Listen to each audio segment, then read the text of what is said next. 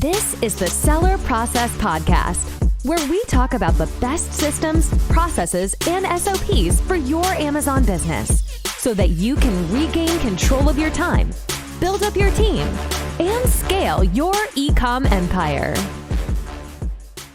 Hello, entrepreneurs. If you're struggling every day with getting done all you've got on your plate and you're looking to become more efficient and productive in order to accomplish all the goals you set for this year, then this episode is for you. Our guest today will share with us a 4-step process for effective execution that will help you reach your targets and grow your brand. Today, we're joined by Dev Chandra, a productivity coach, strategy junkie, and the founder of The Process Hacker. Previously, he was an engineer and Naval Officer. In 2019, he started his blog, The Process Hacker, to explore and write about all things productivity, habits, and goals. Today, you can now find Dev working remotely on his business while getting lost in the world and exploring the outdoors. Hey, Dev, welcome to the show. Thanks for having me.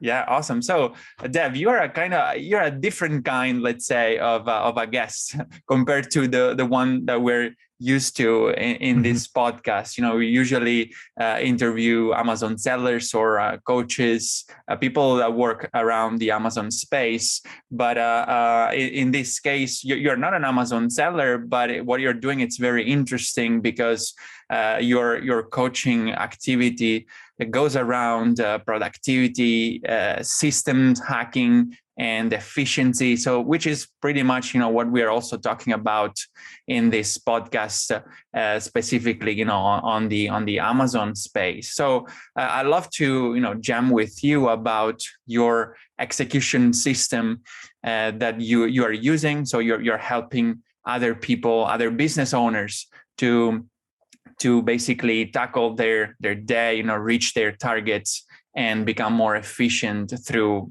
effective execution. So I'd like you to go to tell us a little bit more about what is this system about and how can Amazon sellers specifically can benefit from it. Yeah, so it's a system that my mentor created, Manny Vaya from 2000 Books, and we basically use the 4 disciplines of execution, which is a big book in the business world on how to execute. Right. Because a lot of stuff on goals is related to setting goals.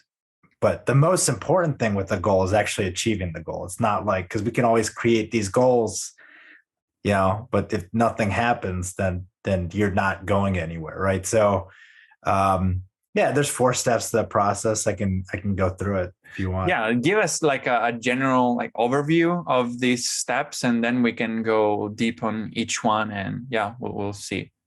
Yeah, so the 4DX framework or 4 disciplines of execution are: 1, focus on the wildly important; 2, take action on the lead measures, so act on the lead measures; 3, keep a compelling scoreboard; and 4, maintain a cadence of accountability. So each of those pieces is critical for execution. Okay, great. So let's dive into the first step, which is the focusing on the important things. So that's something, I recently went through a poll on LinkedIn, and majority of people said that they were struggling with focus. So that's really, really important. Like, tell us what is that first step about and how people can learn to be more focused on the important things. Yeah. So a lot of times when people think of focus, they think of, focusing on the task in front of you, which is very important, right? So when you're going through your day to day and you're focusing, you don't want to multitask. You want to really, with deep work, right? Focused work.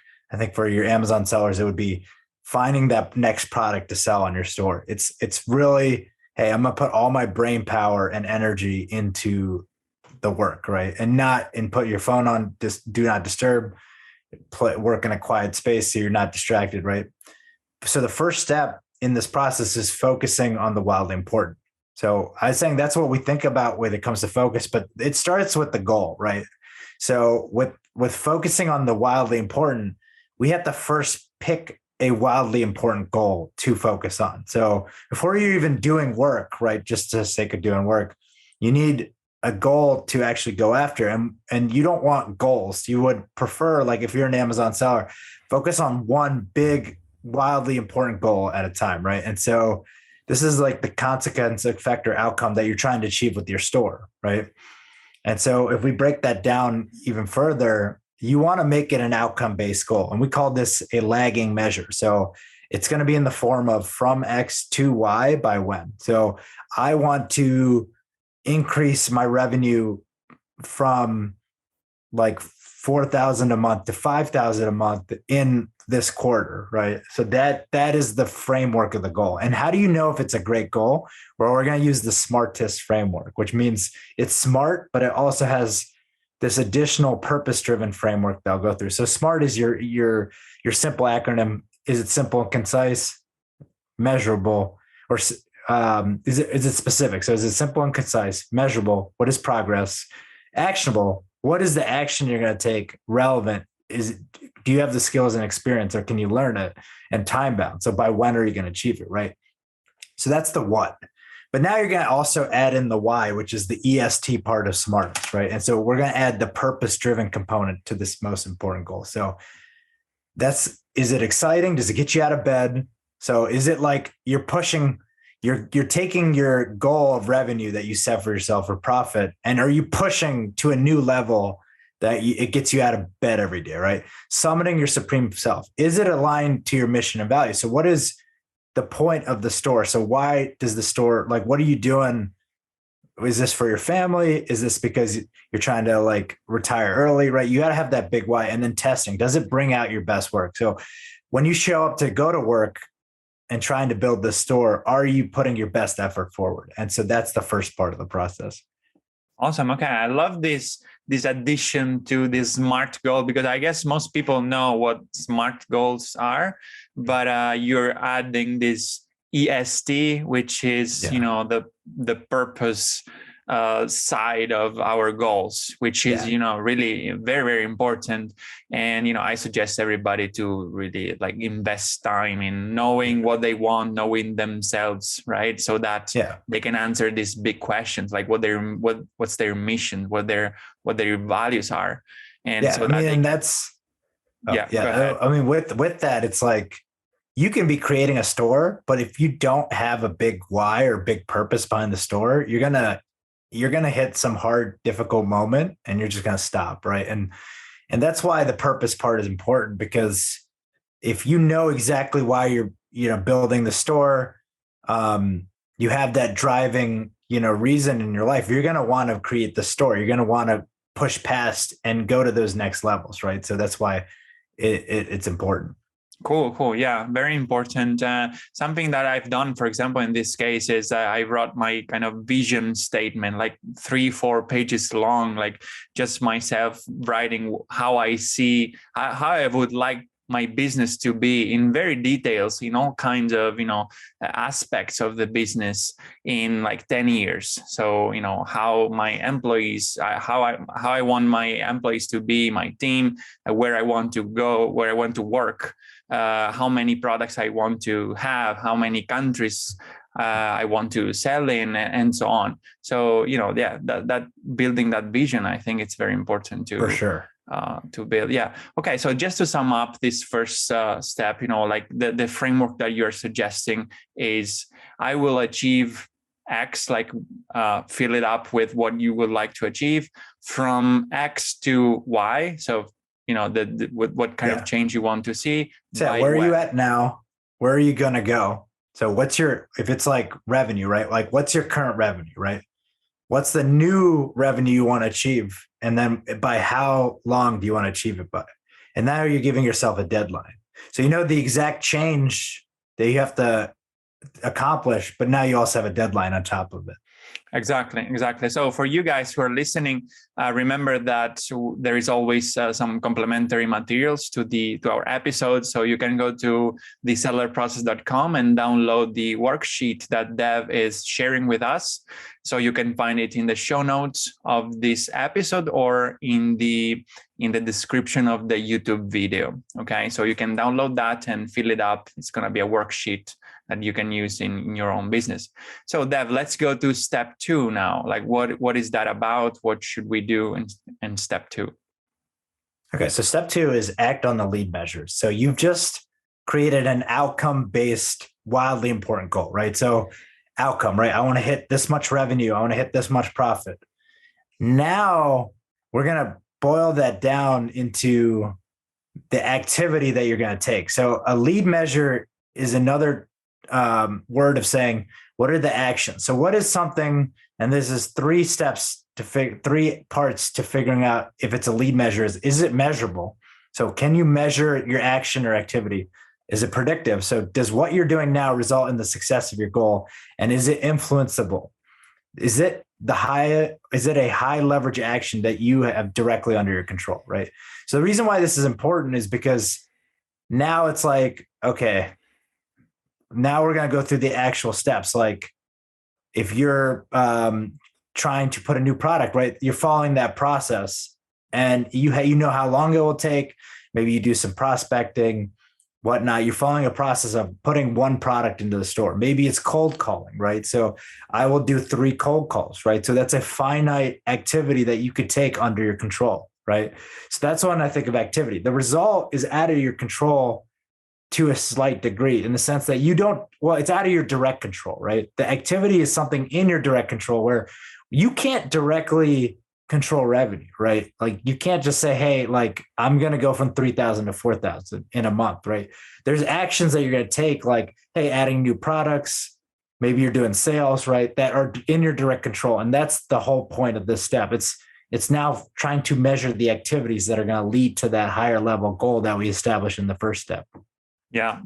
That's very interesting. And I think that's one of the key really to effective execution, because it's this change of mindset between the final results and the activities that will lead us to get the final results, right? As you said, you cannot control revenue, right? I cannot decide tomorrow to have $1,000 more in revenue, but what I can do, for example, is to launch a new product, right? Or optimize my PPC campaigns, do a number of activities that can, improve, that can lead to the improvement of our revenue. So you got to find that out and, act on those activities. Yeah. So let's then, what's next after we have the control of these activities? So the next part is keeping a compelling scoreboard, right? And so this analogy comes out of sports, right? Why? Like you're at a football game, right? And you're watching the 2 teams play and everybody knows what the score is at all times. You know who's winning, right? And so that's the critical aspect of it. So the scoreboard is going to track your progress on both your outcome, so your wildly important goal, and the activities that are under your control, right? So, and it will display like necessary info, so it will keep you accountable, right? And if you're winning, right? Like when we're watching a match, we know who's winning, right? And that's the whole point of this, right? So it could be a whiteboard on your wall where you just track every day, like, hey, I have this much revenue this month. I have this many products I've added to the store, right? It could be an Excel sheet on your computer. It could be on an app, right? But it has to be easily accessible, right? And when you look at this sheet, you have to know if you're winning, right? So for me, like what I do is like I track the actions. So hey, this is how many, blogs I've written. For you, it could be this is how many products you put out. This is how many calls I've made, right? And then the outcome. Okay, this is the number of revenue I have collected this month, right?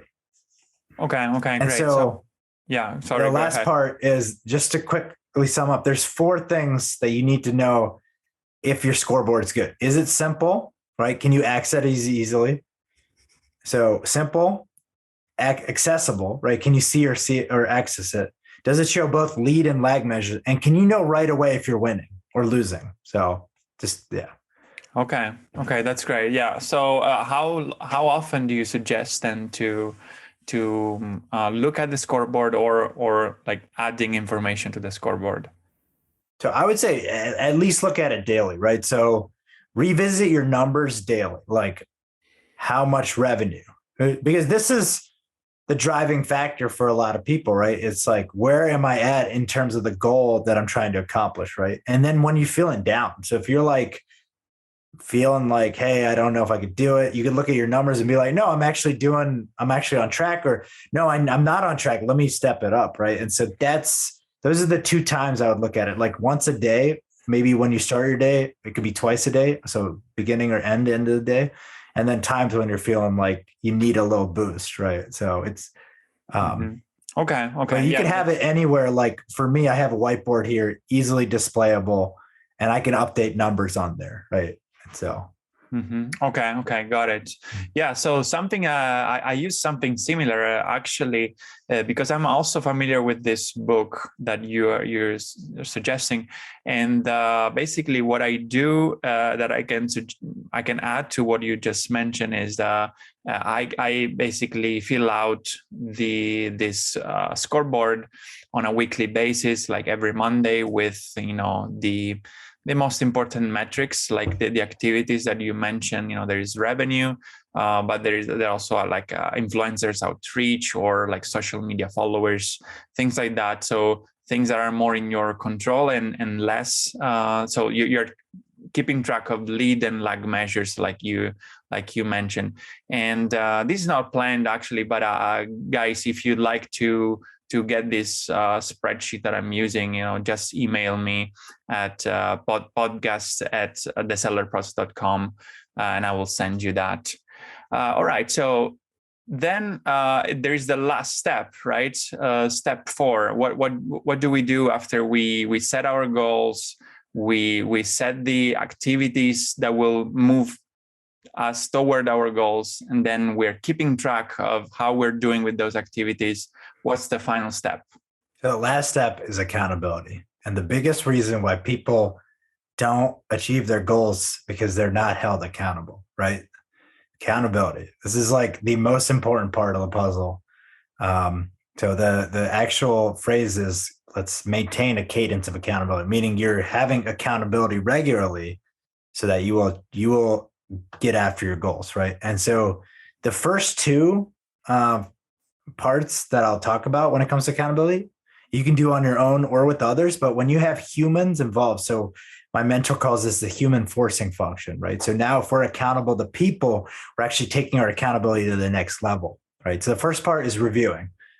At the end of every day, how did you do, and what did you get done? What did you not get done? And what did you learn? Right. So you're holding yourself accountable to what happened that day. And then at the end of the day, you could plan for the next day, or you could plan when you start the day.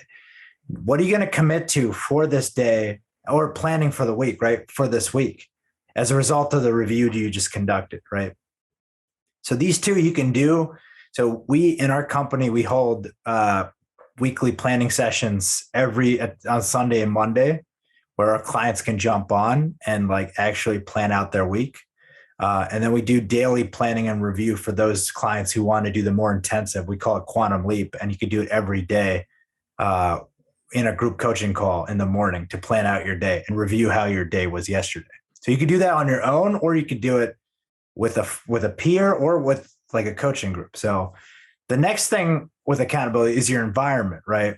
So this is a big one when it comes to, like, a lot of our clients are working on weight goals, right? And so what is in your surrounding, right? So if you have food, the analogy is like, hey, if you have junk food around the house, and if you're going out to workout classes, right? So like, does your environment support your goal, right? Are you in a noisy environment? Are you in a closed room where you can actually focus, right?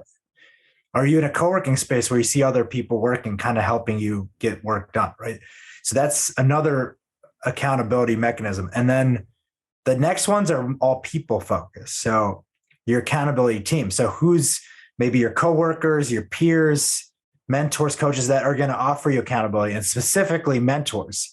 Is there someone in your life that you can report to about, hey, here's where I'm at, here's where I'm going, and then they're going to help give you feedback and push you along? And then coach is another word for mentor. It's very similar, right? Network, right? Is there people in your network that will help hold you accountable, that will be there to support and give you value? So if you have an audience, like kind of like you're held accountable by your audience because your audience is expecting content from you, right?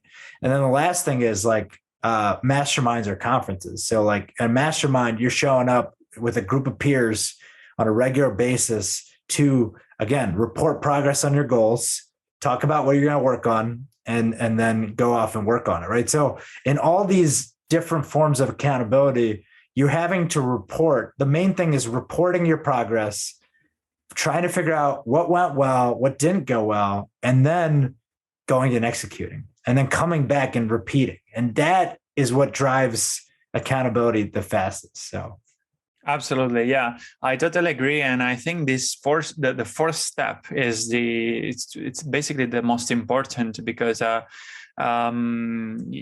having somebody like a peer or a mentor to go to and share what worked, what didn't work, and share just your how you're going about achieving your goal is gonna help you tremendously really into achieving the goals that you set. Yeah, so I totally agree with you. So these are the four steps. So I really encourage you to download this worksheet that you can find in the episode show notes at thesellerprocess.com or in the YouTube video description. So Dev, at the Seller Process, we are very much into systems, processes, and SOPs. So for my final question, I'd like you to tell us what are your best advice to achieve more with less when it comes to execution and achieving our goals. Yeah, really. If you're building a side business, right, you're focused on this Amazon store that you're building or other e-commerce store, right? Focus on one big thing at a time, right? So one major initiative. So you're gonna have your day-to-day processes, like you're gonna have to deal with fires and deal with emails, stuff like that. But you should be focused on one initiative to grow your business per month, right? So really, whether it's trying to grow revenue, whether it's trying to reach a certain profit level, but it should be one major initiative that you focus on per month. And this is the wildly important goal that we talked about. Because if you try to do too many things, your attention is going to be spread all over the place, and you won't make slower progress on everything, right? So when you do one big thing, it will actually accelerate your ability to achieve that goal, and then you can work on the next one and the next one. Yeah, that's great advice. What would you say to people who are kind of indecisive? They just work on so many things at once, and they don't know even how to prioritize, right? So how can what could be some tips or a suggestion that we can give to these people who are trapped in this lack of focus? So this is actually one thing we work on with our clients. There's going to come a time, there comes so many times where you're at a decision point and you have to make a decision, right? Or maybe there's something blocking, there's an obstacle in your way that's stopping your progress, right? This is where the accountability and specifically coach, mentor, or mastermind piece is huge, right? So don't try to build your business in a vacuum. Definitely, if you're stuck on something, get a coach, get a mentor, go to a mastermind group. Why? Because you can come to that group or go to that coach. So this is what I do for clients. Hey, I am struggling with this. And then we discuss it. Okay. We discuss what's the actual issue. Okay. What are potential solutions? So now we figure out options, and then we pick one, and then that solves the problem. So with this step, involve other people, present potential solutions to the problem that you're dealing with, and then work on which one is the best one. And then once you make a decision, you go after it. And then you repeat whenever another problem has. Because if you try to solve it by yourself, you're just going to be like, well, I could go this way or that way. And anytime that I've had a major decision in my life, or even smaller decisions, I'll bring it to a coach, I'll bring it to a mentor, and I'll discuss it. And then we'll pick a plan of execution. And you might go down the wrong path, and that happens. But then at least you tried it, and now you can go back and now pick a different route, right? So that's the best way to handle that. Yeah, I love that. Absolutely great advice. So, people can start with this process by going through your worksheet. But what if they would like to take it a step further? Like, how can you help them achieving their goals? So I have a free download on my site too. And if you just go to theprocesshacker.com/WFH, so work from home, WFH, that's a free work from home PDF that I have. So if you're struggling to work from home, that's got a lot of great app recommendations, book recommendations, how to do your desk, stuff like that. So you can get the ground running. If you want to work with me specifically, feel free to shoot me an email at dev@theprocesshacker.com. Or I'm sure my information will be in the show notes and in the worksheet. So feel free to reach out, and then we can figure it out from there. Awesome.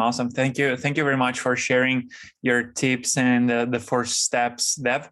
So guys, remember, the key to success is to emulate the best. So take action on the tips that Dev just shared with us. Go download the worksheet and start using it in your business so that you can achieve your goals faster and with less time possibly, and with less effort. Thank you again for being here in our show, Dev. I enjoyed our talk. Thank you for having me. Yeah, thank you guys for listening, and I'll see you in the next episode. Hey entrepreneurs, I hope you enjoyed the episode and learned something from the interview.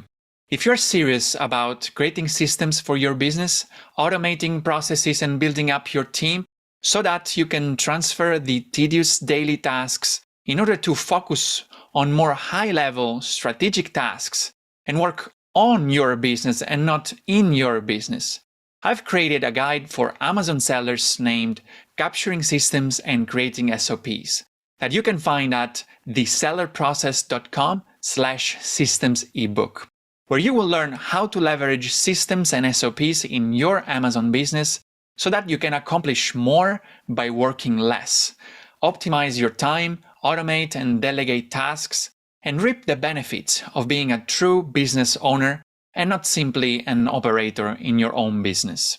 Go download the ebook at thesellerprocess.com/systems ebook and start implementing all the tips and insights that I share with you. And leave us a review or a comment to let us know how the content we are sharing here is making an impact in your business. And have a productive week.